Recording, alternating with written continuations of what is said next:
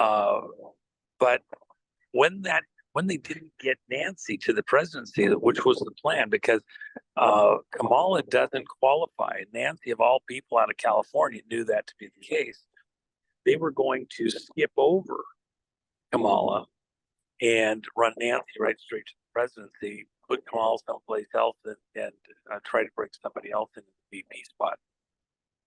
That didn't happen.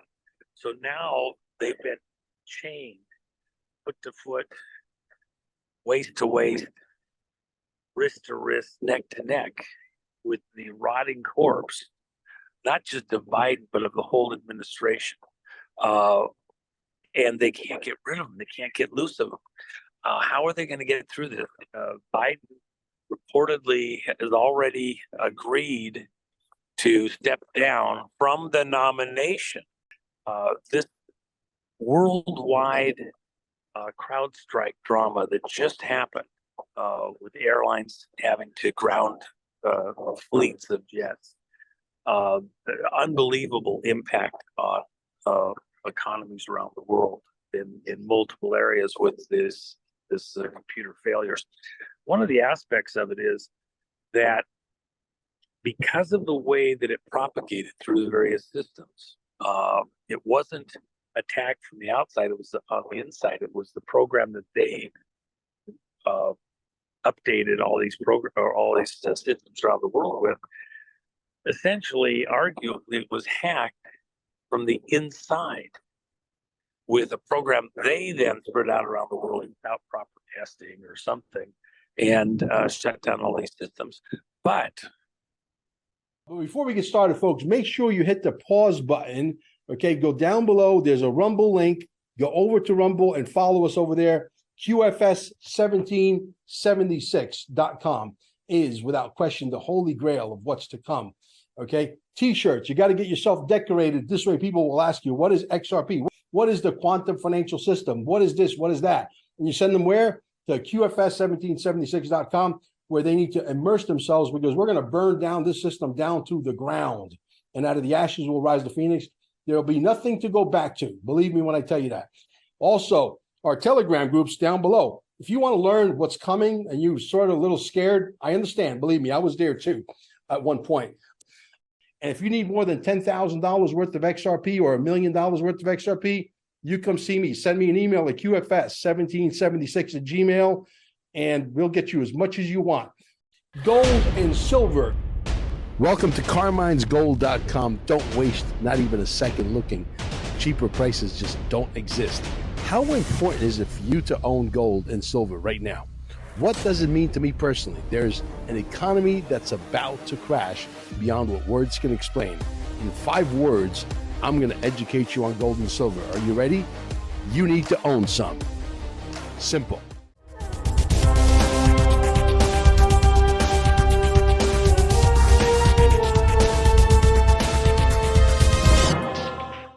Well, guys, if you can't tell because you can't see his boots, we are talking to Juan O Savin. He's somewhere hiding in Alaska.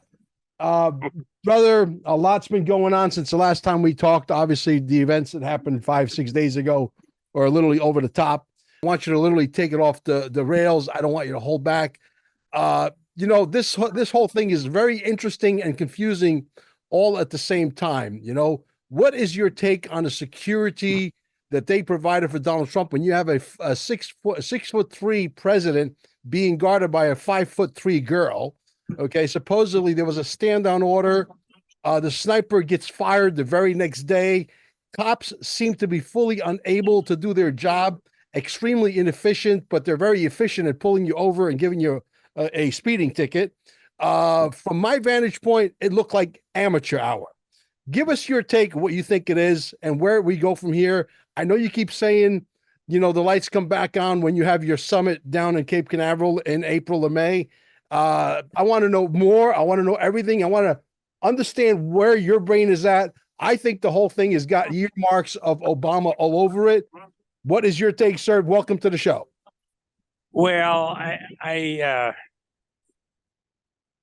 wouldn't put it so shallow as just being Obama. I think that is not understanding the magnitude the reach of the people involved. Obama's just a figurehead, a puppet of forces that are much broader, deeper, more powerful than anything that he is. He was a fabrication of the intelligence agencies from before he was born, and so to give him that kind of reach, power, it's overstating the case. As far as putting the girl there in charge, it might have given a plausible denial aspect to who was behind what, how. If I was, talking with that person, I would be questioning them. Did you understand that you were being set up to be the patsy, the fall guy or gal, depending on how she feels there? But she was put in a position that was absolutely inappropriate, clearly, and I don't wish her ill or anything, but I think that sometimes you get people that ask you to do something, and you have to turn your own brain on it. It may sound prestigious, important, and exciting, and all that, but she was clearly outside of her skill set and her capabilities. Look, I know some women that I put them up against almost any guy in many ways, but they usually have to have some type of enhancement if you're talking about bigger guys like that. But they have skills that are just over the top, but not for that kind of a situation. And I think it was very inappropriate. And I'm sure I'm not saying anything that most everybody in your audience doesn't agree with at this point in time. Yeah, but what do you make of the fact that there's a gentleman on the roof next to the gentleman with the asshole with the rifle that was taking a shot at Donald Trump, okay, and was yelling down to the cops and the Secret Service and telling them there's a guy on the roof with a rifle and nothing happens and there's a stand on order. I mean, if that is true, and there are indications otherwise the guy would not get fired the very next day, that probably is true. I mean, this thing stinks to high heaven. Obviously, it looks like it's an inside job, maybe not only Obama, but maybe a few other characters involved with Obama. Well, okay, let's go where this really should go in the conversation. First off, there was some memes out there saying that the sniper got reprimanded for taking the shot and then got fired. I don't think that's actually true. I think that that was somebody created a meme that was really not accurate at all.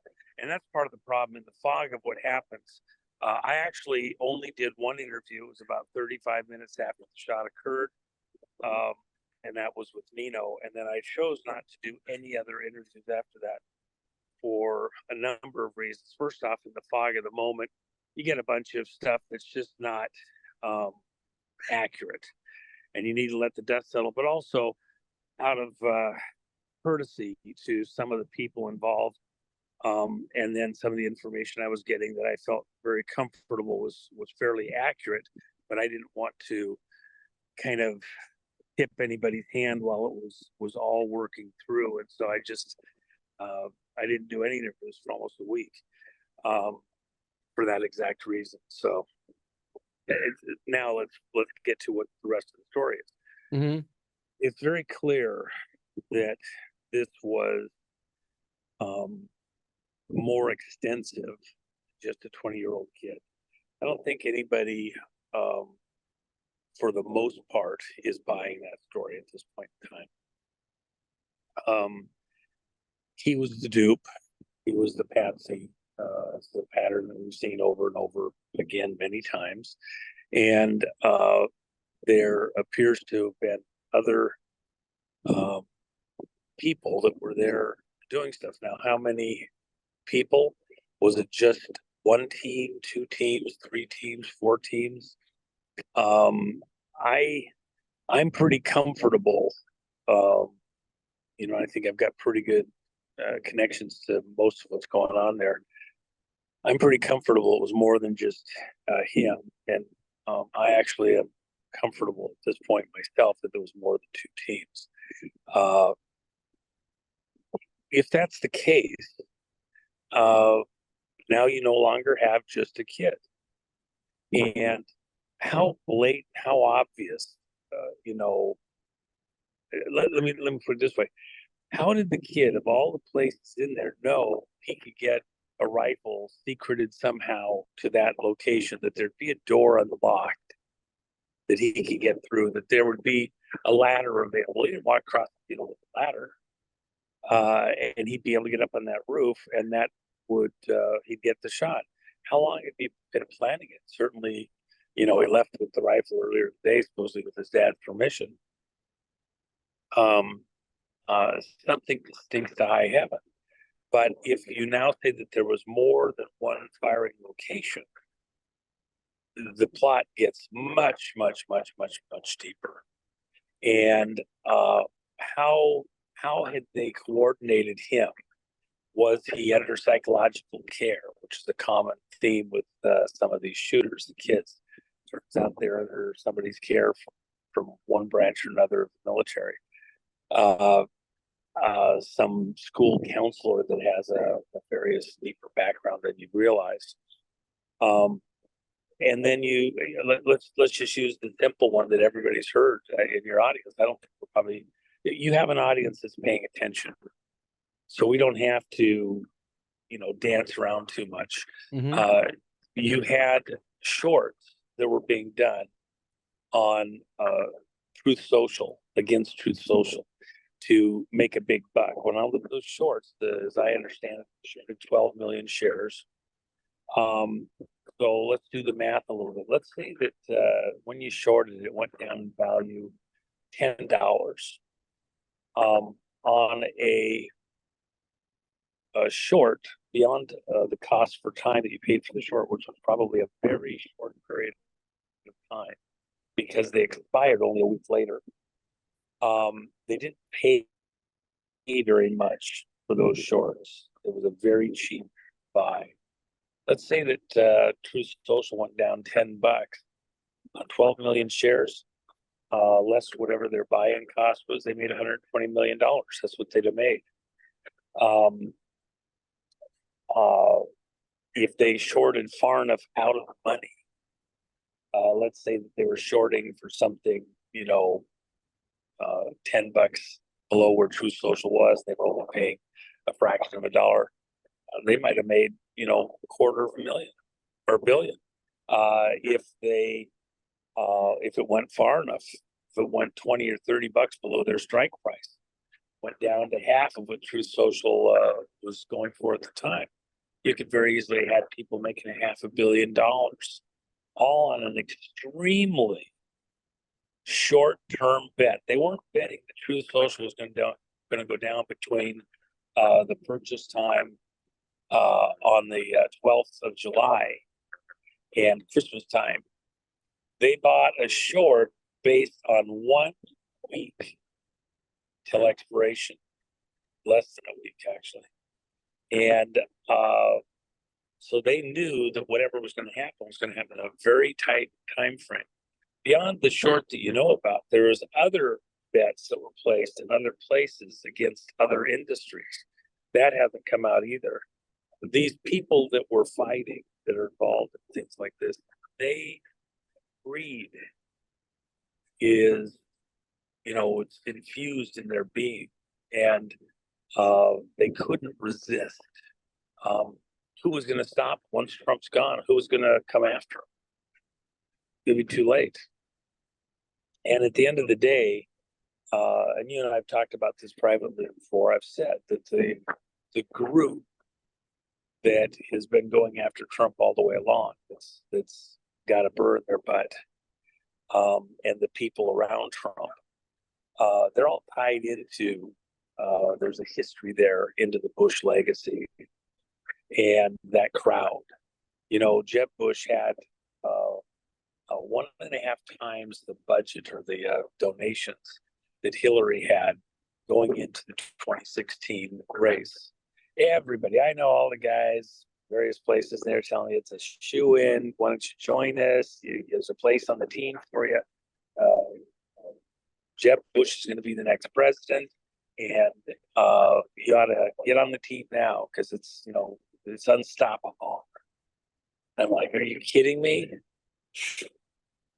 I had more words than that to say, but the short version is that here you have a legacy crowd that's more and more of the players we find are tied somewhere along the line into that political juggernaut. It's not even about the family at this point in time. It hasn't been for a long time. It's the people that have assembled around that political legacy from Bush 1 and Bush 2 and thought they were going to get a third Bush office as president. Third time's a charm. And they're still burned about that. That's the money that was behind DeSantis when he flipped on Trump and a number of other players. Now, how does that relate to the assassination attempt? Nobody knows anything there. I'm not tying them to the assassination attempt, and yet there was players that were making a big bunch of money. What's part of that legacy? Well, Cheater, the Secret Service director, she was head of security for Dick Cheney when Cheney was vice president. When 9/11 happened, she was the one that was managing where the vice president was going, all the people around him through that whole event. When the Bush 2 presidency was over, she got a job over at Pepsi Corporation as global security director. What's interesting about that is that Pepsi is one of those large companies that has kind of a secret behind the scenes handshake agreement to allow covert operatives and personnel to work within their corporate structure in places around the world. And that provides them a business cover for intelligence operations of various types. You have it with diplomatic cover when you're at the State Department, but if you're going to be working in some of these other countries and you have a really, really large corporate presence, if one of your people gets in trouble, there's a little problem, all of a sudden, you can really have some push or pull to protect somebody who was under that corporate protective cover. And they're not as vulnerable as you might think if you have a non-official cover. And so when she moved from Secret Service, she went into the corporate world. Well, the other thing there is that Operation Condor, for example, going in through South America, which became a problem in the mid 70s, really officially started in the early 80s, but the skeleton started in the mid 70s. That was a group of intelligence agencies from multiple countries around the cone of South America, the southern part of South America, that came together to go against certain political groups and ultimately led to the disappearing of tens of thousands of people, hundreds of thousands thrown in prison, many severely tortured, horribly tortured. And within that operation, some of the papers that have come out of the operatives have repeatedly referred to Pepsi as being one of those protective cover corporations for that activity within the intelligence community.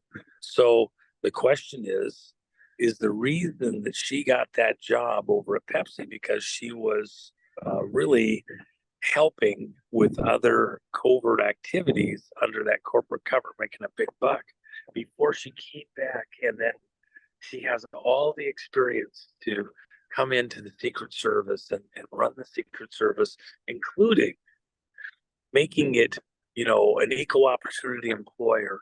And everybody's the same. Everybody has the same skill sets. And yes, if needed, we got an agent with berets and hair clips, and she can be really dangerous close in. Okay, if somebody shows up, bullshit. Any other country in the world, literally, would you find any of the leadership that would be that naive to even go along with what happened here in this particular case? A lot of the people, a lot of the positions that are normally covered by Secret Service personnel were not covered by Secret Service personnel this time. This one was unique across the board in numerous ways that all, scream, to high heaven that there was mischief afoot to what happened here on the assassination attempt day. Well, even Bongino has stressed that obviously things are not what they seem to be. Do you think that if, God forbid, that bullet would have actually entered Donald Trump and Donald Trump was no longer here, would that have plunged the United States of America into a civil war? Yes or no? I think that would certainly be the intent of the people behind this. It still is the intent. Mhm. At this point in time, with everything that's in play, the only way that the crowd that's currently holding power stays there is for some type of chaos to erupt. They know that in anything approaching a fair election, that they're going to lose at this point in time, especially, and they were headed for that. Even aliens landing on the White House lawn might not save them at this point in time, except that you stop the election. Because remember, Hillary, just even though that sounds kind of funny to say that, Hillary, when she was in trouble in 2016, we have the email between her and her guy running her campaign, Podesta. This is part of the WikiLeaks that she asked him, is it time to play the alien card in order for her to get into power? And think about it. Again, they have lost consistently over and over. I did a couple shows over at Nino's channel year and a half, 2 years ago, and I outlined the dozen ways that they had failed in things that they were doing, trying to bring the world into chaos, bring the country into chaos. And I outlined all of those things where they, people think that they're winning and they're getting it. No, they've lost about a dozen times. And it's catching up with them. It's about to, their swan song is in play right now. That's their problem. And they don't have a way to stop it. They don't know how to stop it. That's why,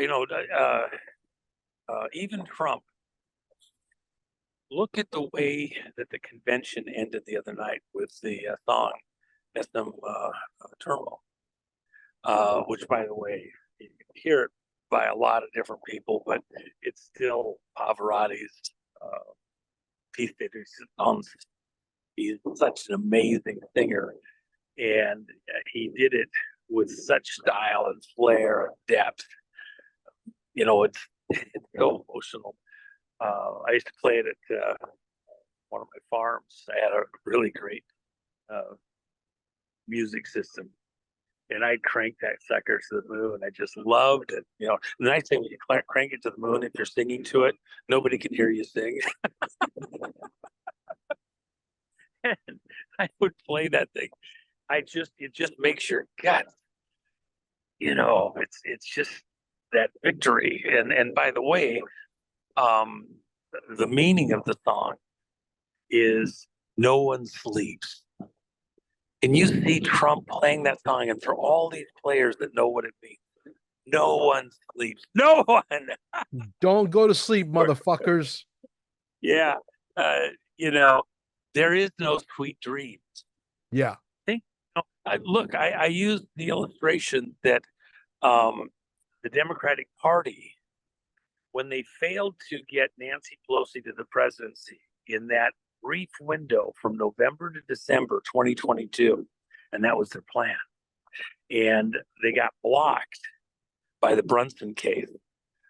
Supreme Court took it and put it on the docket as an emergency case with national security. That had happened one time back in the administration, then it was all the way back to the 1800s, early 1800s, that anything like that had ever been brought up as a national emergency, national urgent thing. And they put it on the docket, and then they slated it to be heard for conference on the 6th of January. Now, one thing, by the way, is any case that the Supreme Court has had in there, it can put it on the shelf, even if they didn't choose to do something at the time, and bring it back and do something with it at a later time. So even though they haven't acted on that yet, it's still there available to act at any time.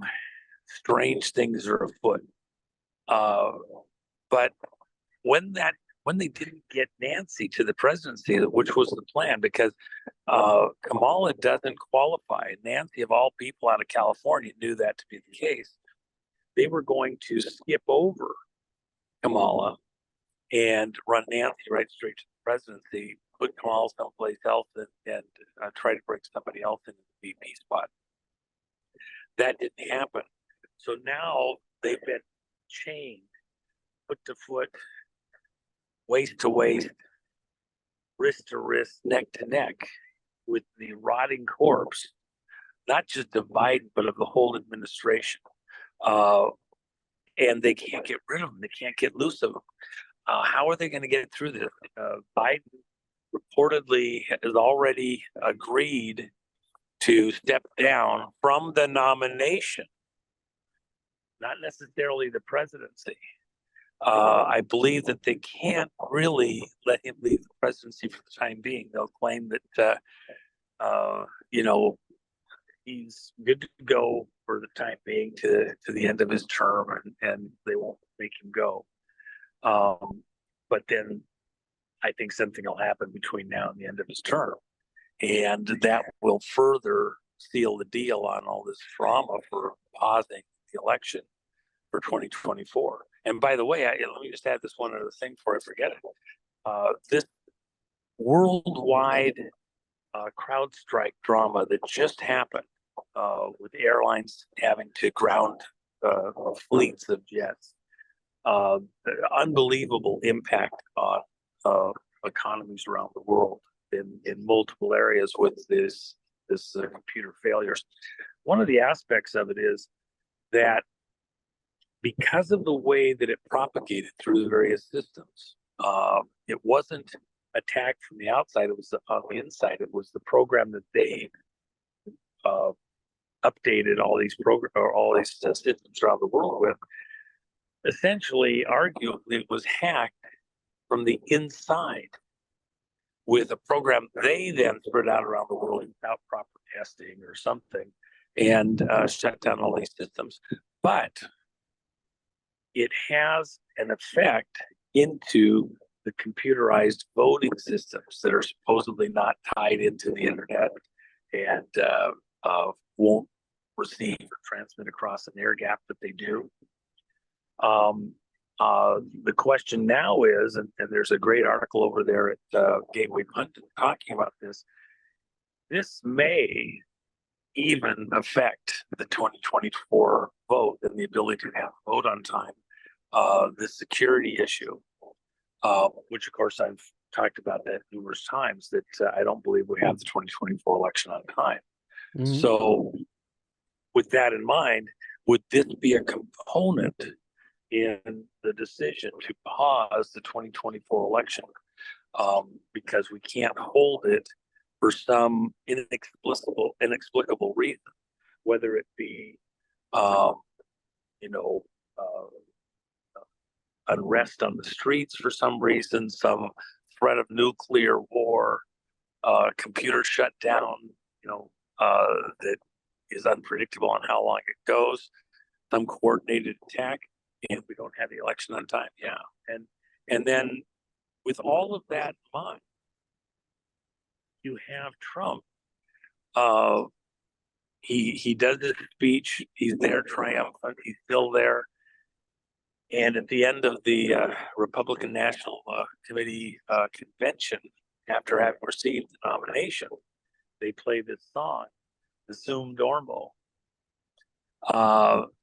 And it's an interesting song because let no one sleep. No one sleeps, okay? They were coming for him.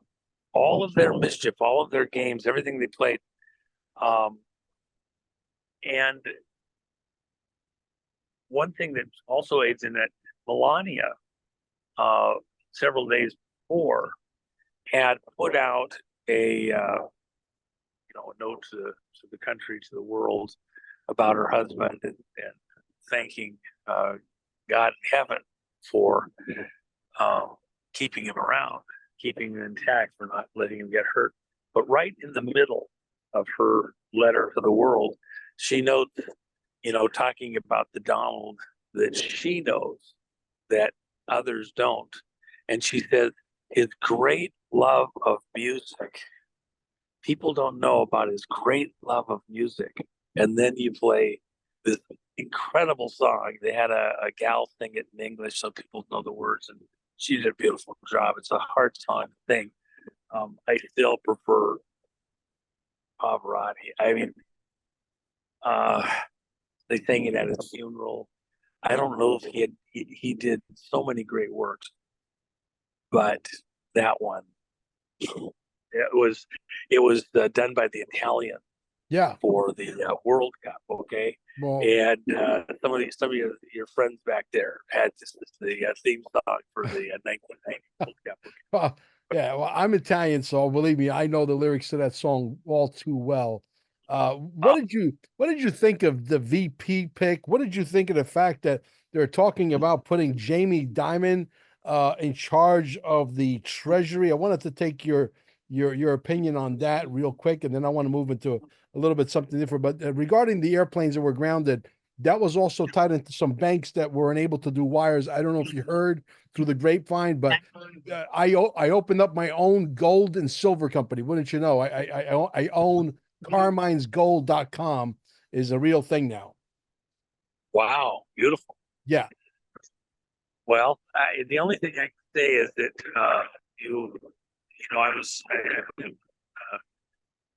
somebody in this audience anyway, would probably know instantly. I was over in Europe the other day, and just a beautiful person, with the world leader category. And we were talking about what's coming. And he kind of surprised me with all of his knowledge in some of the areas that we were discussing. He had been a trader of securities for quite a long time, and bonds like that in Asia. And so he said, I think we see gold at 5,000 by the end of the year. That would be over double the price right now that gold is at. And silver is the wild card. And so as we were talking through all of that, he was agreeing with me that the next phase, the real risk, this is someone that holds office now. So this isn't just somebody that's no longer politically active or something like that. He's a very serious player. And he said that, he had been advising family and friends that they needed to consider their situation with what's coming. Well, let's say that you have a banking crisis. Where would it start? Would it start because they're not able to complete their transactions for a period of time? That's correct. For accounts, day to day, hour to hour, something like that. This was a close call for a lot of operations. Mm-hmm. And then the expense, those airlines, they had huge losses, and it takes time to get things going again and get it back on track. You have passengers that are stuck. They can't, move. banks are no different. One transaction holds up another transaction, holds up another transaction. I had somebody that was expecting a multi-million-dollar payout on Friday, and that transaction is now on hold, and they let him know that it might be as many as 16 days before he gets that money. Well, he has other people that are counting on it. There's merchandise in transit, and until that merchandise has actually got paid for, it won't be delivered. So it could be sitting on the dock for a little bit, and that's going to be a grind. So these things, it's cumulative. That was not the end of the world or like that. But then again, it sure mucked up a lot of people's situation. What if it was worse the next time around? It showed the vulnerability of the system, that's for sure. Yeah, no question. Kim Clement, I think I saw the video maybe on your channel. I'm not sure. He said something specific about July and Well, July. hold on. I don't actually have a channel. There's some fans that have channels out there that post stuff, but I don't actually have a channel on my own. You don't actually have a channel. I figured that. Okay, but there's a channel out there that's got like 37,000 followers, and it's got your name on it. Well, and the only thing I would say, there's some that are true fans, great folks, and but there's also quite a few that have scammers that we attack that are scammers and like that. Yeah. And so I want, if somebody's asking you to spend money or, invest Don't do it. or buy something or contribute, to the latest orphanage scam or something like that. I don't do any of that. Don't ask for it. It's not. I'm glad we went there, because same thing on my channel. If you see like these weird email addresses, our email Gmail. If it's anything other than that, it's not us. Okay, so please don't get scammed. I'm glad you went there. So Jamie Dimon becoming the head of the Treasury, is that like putting the fox in charge of the hen house? Well, I think what you have to kind of think about,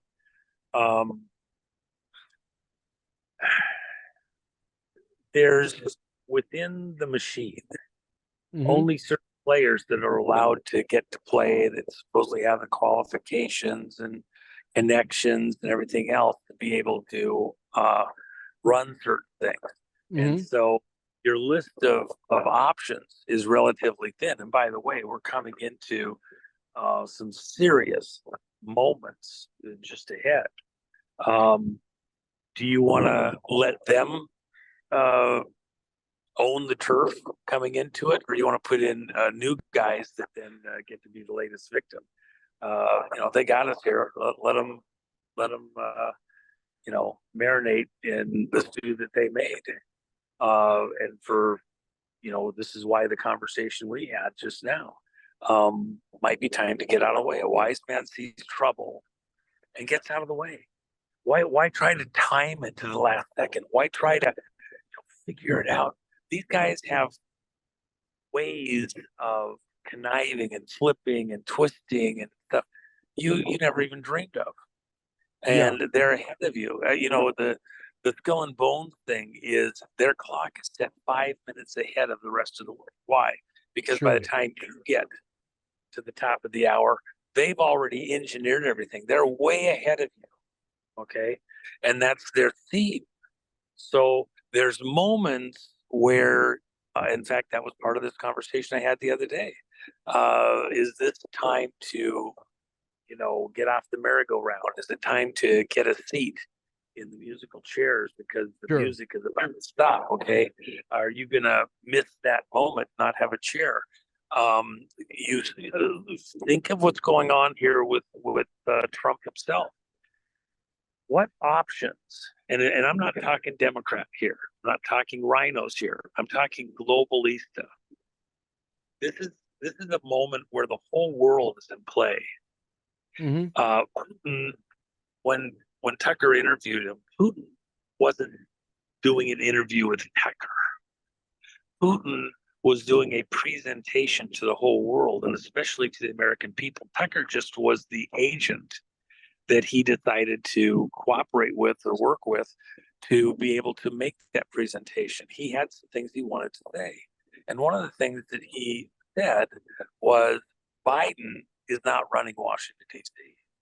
Biden's not running America. Tucker, well, is it Obama? Is it, other people who's running America? Yeah. You don't even know the name of the persons running America. You don't even know their name.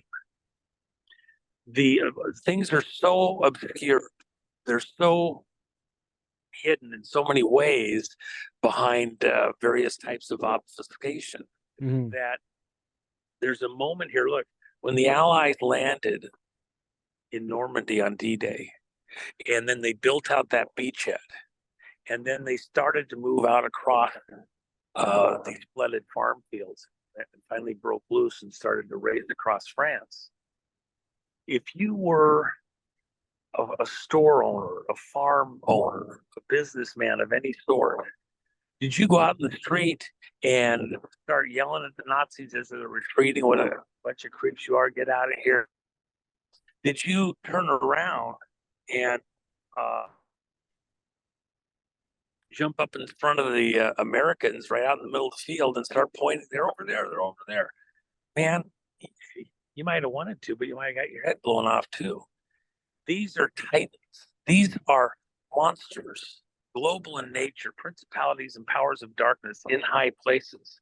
And they're at war with weapons that are of a magnitude that it's hard for most people to even get their mind around. Right now, it's that moment where you kind of duck, get out of the way, don't stick your head into the middle of the fray, and stay viable so that once we get past some of these early victories that need to be had, you're still able to, be part of the rebuilding of America. And there is places for people to be involved, but just, some things like making your next big investment in the banking sector or real estate or something like that. This might be the moment that's better to take a deep breath and let whatever's going to happen over the next many months happen, and then reevaluate so you come in intelligently, because things that might look smart, a good idea right this second, might not look so smart or such a good idea shortly. And you want to kind of let the dust settle and see where this whole thing's going for the whole world. It is going to be an amazing period for the next several years after the dust settles. I think America is going to do amazing. And anybody that's betting against America is going to get their head handed to them on a plate, because we are going to do fantastic. We're going to take out some of these monsters. We're going to correct some of the horrible things that have happened within our government, the way the government operates, take out some mobsters in the political arena, and get about, what America's about. Business of America's business. We're going to get back to work, and we're going to get rid of a lot of problems. These people that have flooded into the country with aid from people that hate America. There's going to be some problems with death thefts. Ultimately, we're going to help a lot of them go back home, and we're going to help them get their own places they came from stabilized. We're not going to be our brother's keeper. We're going to be our brother's brother, and we're going to help stabilize the whole world. We have to make the whole world great again, so that there's opportunity in other countries, so that they go back and hang out with their family and friends and whoever they went to college with, etc. Well, but let me just add this, and then they will be in a stronger position to do what we do with America, do business with them, and do beautiful things with them. So we're going to help them. It's a one-way street. Yeah. It's going to help them. It's going to help us. It's going to be better for everybody. So yeah. The VP, within 20 minutes of him getting picked, the people in my Telegram group had a rap sheet on him from Merritt Island to Hong Kong in like a snap of a finger. The fact that he talked a lot of nonsense about Donald Trump shows to me personally that he's a very weak person, because no one's able to persuade you where you went on the airwaves and any point in your life, I'm sure, Juan, where you badmouthed Donald J. Trump, which means this guy's easily persuaded by mainstream, which means he's a very weak man. And to put a guy like that in power, people say, well, he's there because we need to expose him. I thought we were done draining the swamp. If we're still draining the swamp, that tells me that we still got a lot of work to do. And you're saying this could take another 8 or 10 months before Donald Trump literally steps back into power. Well, it's not instantaneous for a lot of reasons. You There's legal thresholds that have to be met. Anybody that thinks it's over in a couple of days or a week or two, and then things come back to normal. A true normal probably doesn't happen in our lifetime again. And we've got, Rome wasn't built in a day. Mm-hmm. This whole thing wasn't screwed up in a day. It's going to take some time to get it back on track. But as far as the players, in this particular case, let's just say it the way that I see it, and everybody can have their own opinion and like that. Maybe they don't agree with me, but there is no vice commander in chief. I agree. And although President Trump, he's still a president, he did not concede the election. But in the circumstances that he comes back to power, with what's coming shortly, and all of the things that have to play through, I think the way that we'll look back on this is that he was brought back into power under the moniker of commander-in-chief. And there is no position of vice commander-in-chief, okay? The role that he will play will not require a vice anything. And we're going to have a pause. I think the Democrats put it in place for various reasons, but they don't get to own the pause. They just try to start it. The election in 2020 was paused after Election Day. In the morning of November 4th, Election Day was November 3rd. In the morning of November 4th, they stopped the counting in a half dozen states for several hours, and then they restarted it after they had their data. And what you're going to find out over the next few months, and I know people have heard this for quite a while, it's just the nature of the beast, the way it had to play through. But you're going to find out that the documentation, the corpus delicti, the body of the evidence, is going to show that it was foreign interference, foreign players, foreign countries, foreign intelligence agencies outside the U.S. colluding together, along with traders from within America, within the corporate structure, within the political structure, and the intelligence agencies, all working together to bring us a fraudulent electoral process. The courts haven't sided with the people going after that election fraud because there wasn't the body of the evidence that was needed. There was speculative evidence, is the way the courts looked at it in most of the cases, which means you have a computer expert from the outside says that's not a natural way of votes to propagate. Those algorithms, the vote count systems show signs that there's artificiality, there's algorithms that show that they were manipulated in some kind of a programmed way that you get a computer program.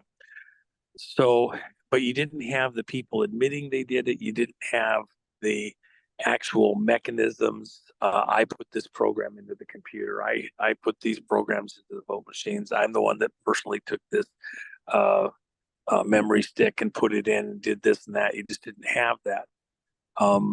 What's coming, though, is exactly that kind of evidence. And in fact, for the people that may have participated at some local level, that was something that would normally be covered as a policing action with election interference within the country. However, and those people should listen to what I'm saying here, because there was foreign government involved and their intelligence agencies.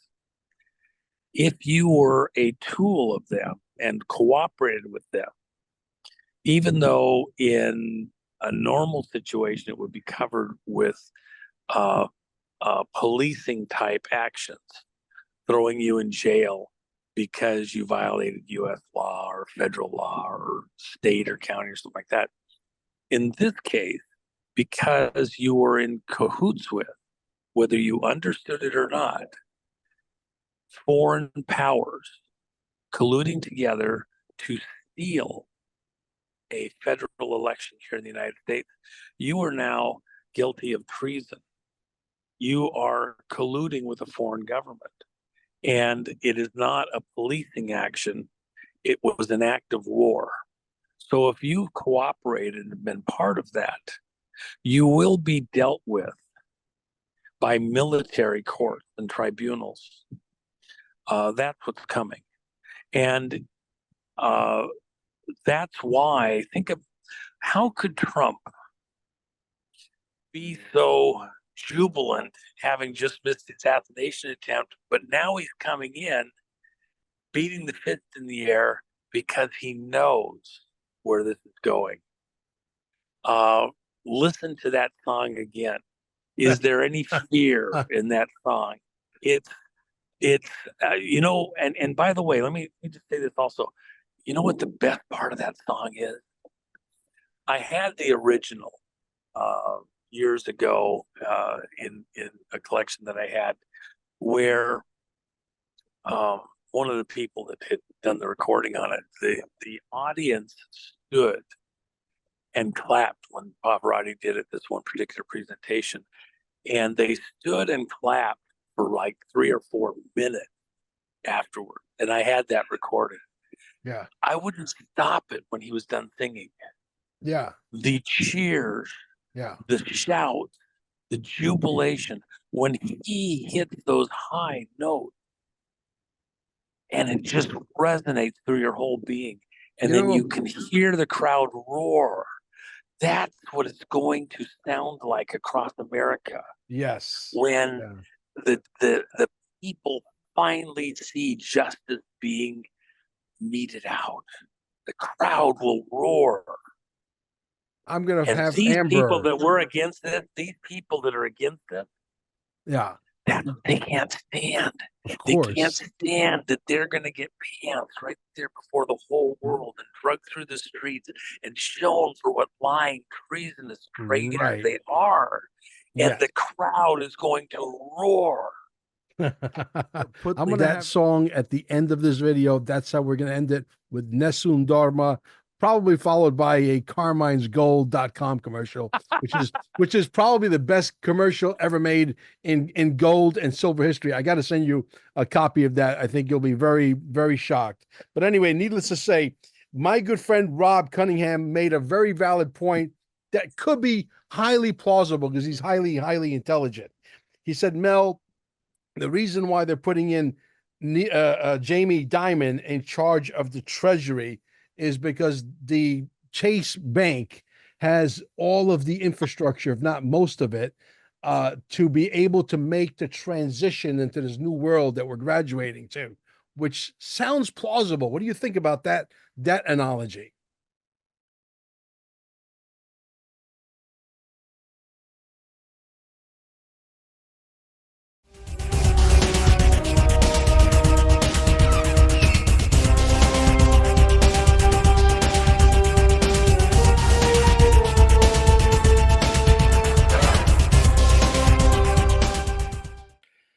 Hello, folks. My name is Mel Carmine, and we are right in the middle of a tectonic shift, the biggest wealth transfer that is going to hit this entire planet like a tsunami on steroids. This will never happen again, at least not in our lifetime. Many of you still have the opportunity to get in right now. Joining our Telegram group is perhaps the smartest thing you'll ever do, and it won't cost you a single dime. We have tens of thousands of patriots waiting for you, and they'll take you by the hand to teach you the ropes so that you don't get slaughtered. Not the global reset. This is not the global reset, but rather the quantum financial system reset, the one that's attached to Nasara Jasara. It's coming at us at 800 miles an hour. The question is, are you ready? Are you in position to receive wealth beyond your wildest dreams? There are 6 to 8 tokens that are going to completely and entirely dominate this landscape. And no, it's not Bitcoin or Ethereum. Join our Telegram group today, and don't forget to visit the Quantum Financial Systems Manual at QFS 1776.com